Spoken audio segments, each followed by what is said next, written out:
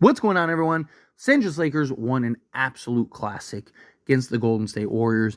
And, of course, the heroes of the game are LeBron James, Austin Reeves. They were fantastic. Max Christie had a really good, solid game.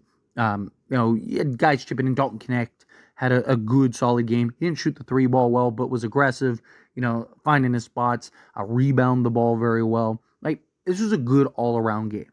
But in my opinion, kind of the unsung hero that isn't going to get a lot of attention, but I think deserves a lot of attention is Christian Koloko.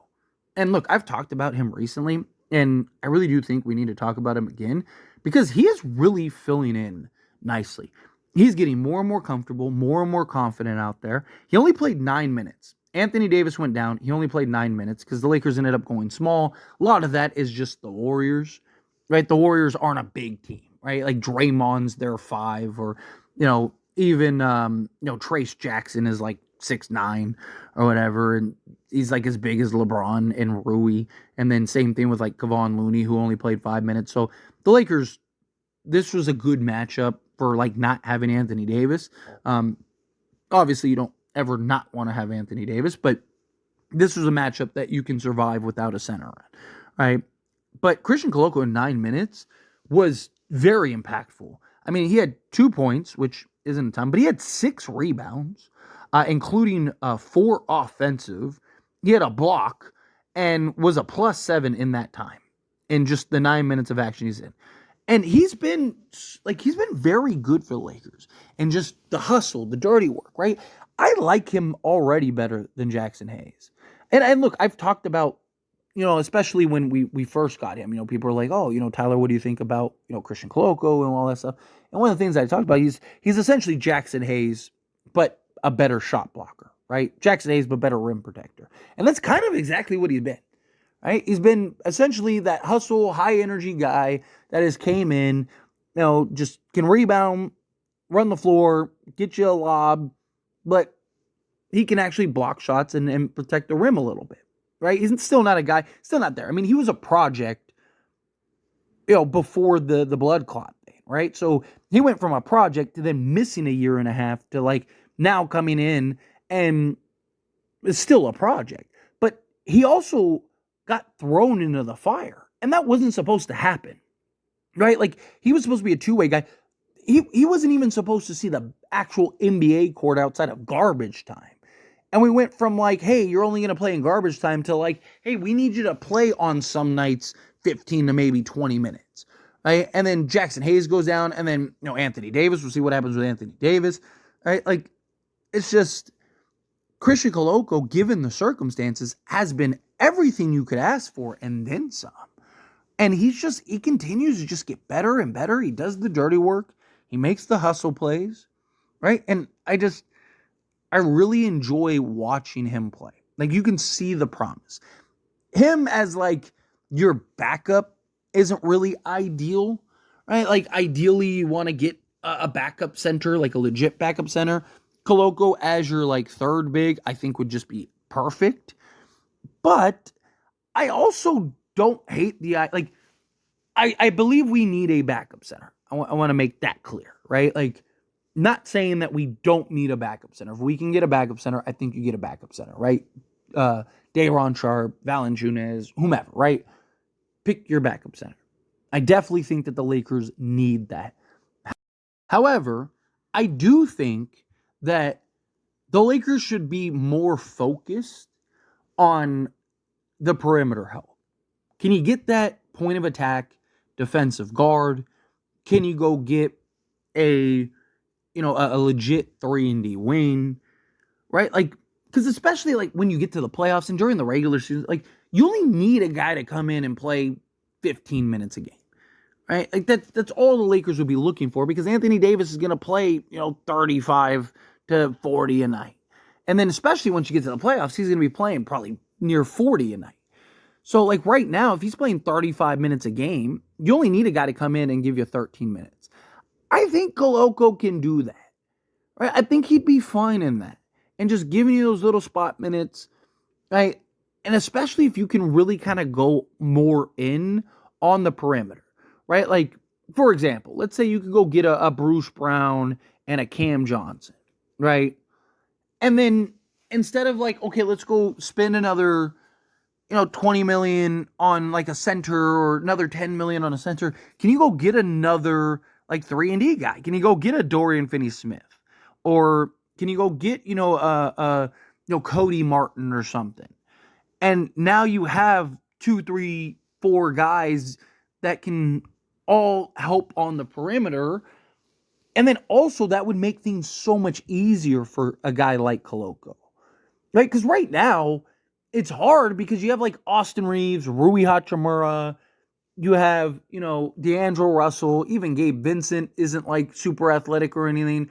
Right? Like you're very limited on like the athletes to help kind of funnel the offensive player into Koloko. So Koloko more often than not is kind of like stranded on an island trying to like navigate that.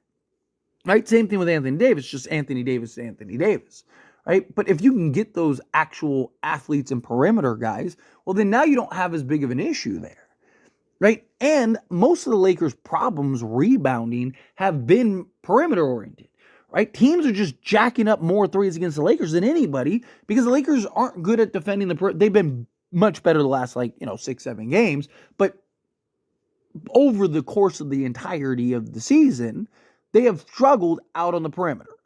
And shooting a bunch of threes lead to long ball rebounds, which lead to just needing to go win 50-50 balls. And it's like, I just need to outrun D'Lo, Reeves, and Rui Hachimura. There was like 3 sequences, but there was one in particular towards the end of the game where Rui got switched on Steph Curry, and it was like, it literally looked like his feet got stuck in the mud or something. Like Steph just like moved around him so easily. Rui didn't even move from his spot. Like it literally looked like he was a statue there. Or like his feet were magnetized or something. I mean, it was like, there was like zero effort. It was crazy. I was like, there's no way Steph, like you didn't even try.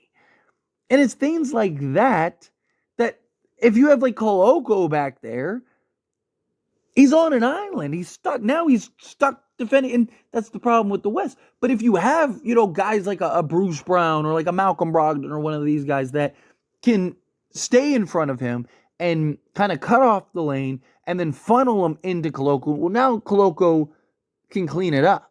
Now Koloko's just there as cleanup rather than, your basic last line of defense. Again, I'm not saying we don't need a center, but I'm saying like if we can really kind of focus and push more into upgrading the perimeter and kind of just ride in with Koloko, I don't think that that's the worst thing, right? I would still, again, prefer a center, but like if you told me that the Lakers just went and got, 3 or 4 perimeter guys, right? Like, let's say you told me Lakers got, like I said, Bruce Brown. Let's say even like Kyle Kuzma. Let's say Bruce Brown, Kyle Kuzma, or let's just keep it simple. Let's say they went and got Malcolm Brogdon, Kyle Kuzma, Cody Martin, and like a Torrey Craig or something from Chicago, right? And they didn't get a center, and they just signed Koloko to come on as that center, like full time. I wouldn't hate that. Like, I wouldn't be like, what, like, oh man, like Lakers are, like, I'd be like, hey, we're going to be really good defensively. We got the athletes now out on the perimeter. Koloko's going to just get development, right? And then maybe we can look to like really, give Koloko a shot. And if it doesn't work out, then you just go get that real guy, right? And you probably still have like a Jackson Hayes and stuff. So you have them by committee. Like I said, you don't need a guy to play 40 minutes a night. You just need a backup. Anthony Davis is going to be your 5. During the regular season, he's going to play 35 minutes a game. And then during the postseason, he's probably playing close to 40. So you just need a guy to play 10 to 13 minutes, if that, 8 to 13 minutes. Right? So I don't think it's as big of a pressing need as it is focusing on the perimeter. Should be the number one focus, in my opinion. And I really do think Koloko's only going to get better. I mean, he's already clearly better from when he first started getting run to now. And that's only going to improve. He's only going to get better. And so, assuming that he's, let's say, a quarter better than what he is right now by the time we get to the playoffs, I think that's fine. If he's giving you like a block a game, giving you, 6 points, 6 rebounds, perfect. That's all you really need. But anyway, as always, this is a discussion, and I pass the question on you. Let me know your thoughts and opinions down in the comments below. What do you think? How do you feel? What are your thoughts? Do you agree with me? Do you disagree with me? Kind of mixed in the middle? Do you think no, you have to go get a center? You have no choice. You can't run the risk. However you feel, whatever your thoughts are, I'd love to hear it. So let me know down in the comments below. That being said, if you haven't liked this video, hit that like button. Helps me a lot. So we enjoy these types of videos, and I truly appreciate it. Not subscribe channel, hit that subscribe button. Turn on the bell notifications. Appreciate y'all. See you in the next one. Thank you.